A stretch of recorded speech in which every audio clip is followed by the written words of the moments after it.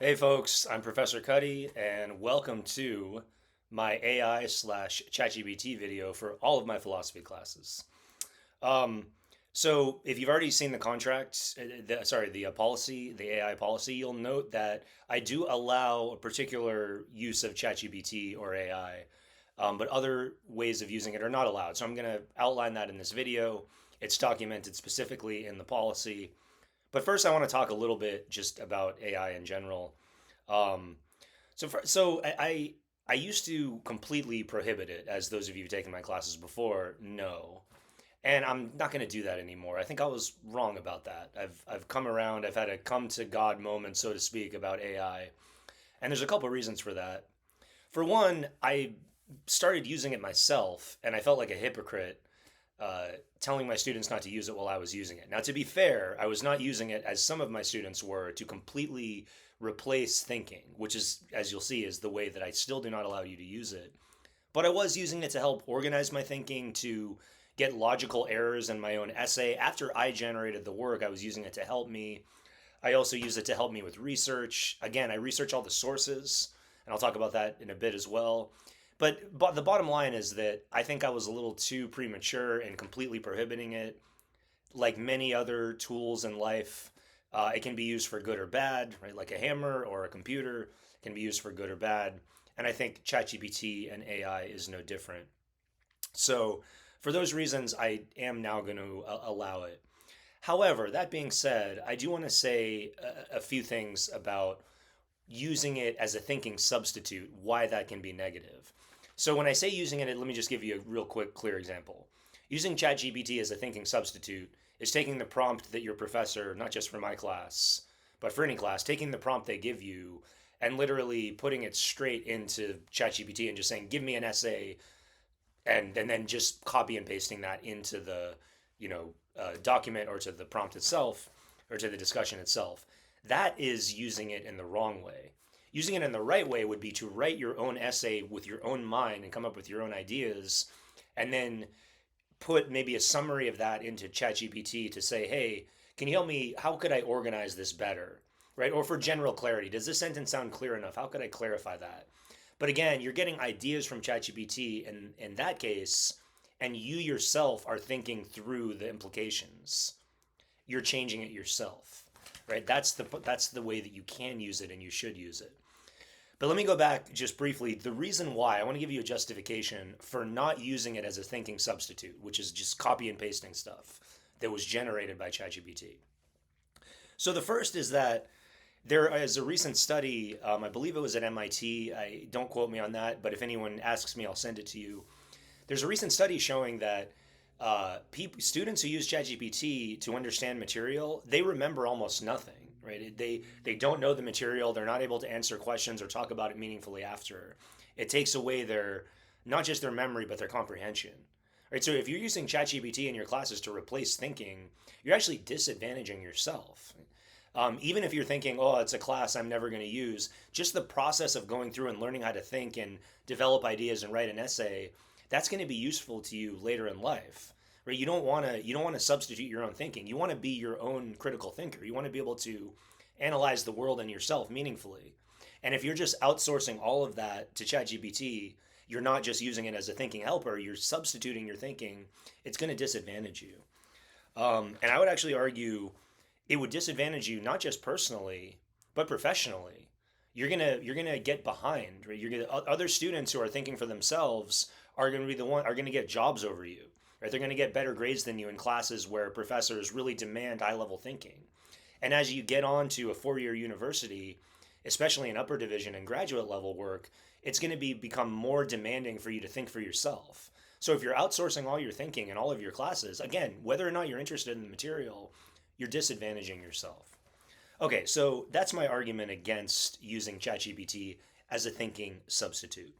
However, um, actually, before I move on to this, something I like to do in my new videos to AI proof my tests, or at least make it less likely, I like to add in a secret question that will come up on the quiz for this video that you'll only know if you watched it. And I'm going to give you the answer to that secret question now. And the answer is Bad Bunny.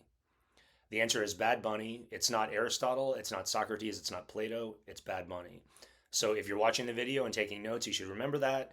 When you take the quiz, you'll see that question and you'll know the answer is Bad Bunny.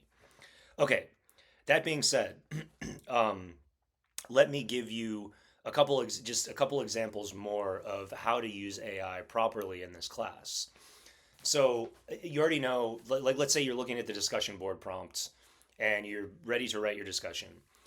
And the way not to use it, as I've already said, just to reiterate, is to simply put the prompt into ChatGPT, tell it to generate exactly what the prompt wants, and then paste it back in. Right, that's first of all, I'm likely to catch that, and secondly, you're going to disadvantage your own self, your own ability to think critically. Here's the proper ways to use it. Right, the first way is as a brainstorming tool. Right, let's say the question is something about, let's just say for the sake of argument, the question is something about does God exist or does God not exist? You can put into ChatGPT some questions about, maybe what well, I think God exists for this. Can you give me some feedback or what other people have said about that? Okay. And then you see what ChatGPT generates and you say, okay, that's interesting. All right. But then when you write the prompt, you're still writing it from your own mind. You were using ChatGPT as a helper to help you generate ideas and then you wrote it yourself. That's just one example. Another example would be maybe English is your second language or you generally struggle with grammar and you do your best to write your own response to the discussion or to the essay, but then you put what you have into ChatGPT to say, hey, can you give me some grammar advice to help me? Not to correct all your grammar outright, but to give you some advice as to, for clarity, how to make it a little clearer. Do my verbs and nouns and so is there good verb agreement here? How can I improve that? And then again, not copying pasting what it gives you, but taking the advice that you see from what it gave you and making the corrections yourself in your own document. Right? That's a good use of ChatGPT. Now, the last one is more iffy, and I really caution you against this one, but I do allow it, is to use ChatGPT for outside research. So first of all, you don't have to do any outside research for most of the discussions in my class. It does depend on the discussion, but most of the time you don't have to do that. So um, you'll just want to go with the information that's in the book and the lectures and put it together in your own words. And like I said, do some brainstorming or organizing if you want. But if you do want to get outside sources, you need to first cite the material as it is in the book. You'll see that this is listed in the discussions and the rules for linking sources on discussions, and only then use outside sources. And if you use ChatGPT to generate outside sources, let's just take the example of in my Phil 101 class, we talk about Karl Marx. Let's say you want to know a couple of the theories of Karl Marx, like one is economic determinism. How have different people talked about the theory? Now you can ask that to ChatGPT to get an overview. That's allowed, but then you need to ask ChatGPT, say, ChatGPT, where did you get the sources for this information? I need you to document that. And it will do it, and then you need to document those sources according to APA, MLA, or CMS formatting, which, as long as you're consistent, will be fine. So let me put it this way. If you're using ChatGPT for research, you're actually doing extra work, right? And you're actually in danger, and if you do that and you think you can get away with it and you don't cite your research and I catch it, it could actually get you in trouble for plagiarism, which could potentially lead to a failing grade in the class and at best a 0 on the assignment. Because what will happen is if you're not looking at where the sources come from and then you take that information and you put it into the discussion or the essay and I see that, then I'm going to say, oh, this came from this source because I'll be able to find it, and you didn't put a citation, which is by definition plagiarism. So anyways, if you're using outside sources like that, it's allowed. It just means you have to completely document your process of how you got the information, what ChatGPT specifically gave you, what source each claim came from. Right? If you want to get around that, just don't use ChatGPT for that at all. Don't use it for research. At best, I would actually suggest, despite what I've said, don't use it at all. My assignments aren't that hard, especially the discussion boards. Maybe just for a little brainstorming and organization, and you'll be fine. But if you use it for research and you don't cite it, again, not only could you get in trouble for using ChatGPT inappropriately, which is documented in the contract, in the policy, but it could potentially lead to a plagiarism violation.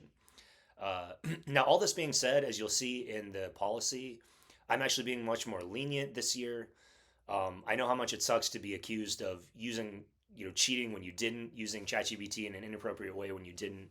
And so, as you'll see in the policy, there is a documented procedure where I will alert you to the issue if I think you used it and you didn't tell me, and you'll have a chance to explain yourself, and then you'll also have a chance to redo the assignment according to the specifications that we talked about. So, anyways, I hope that sums up the policy.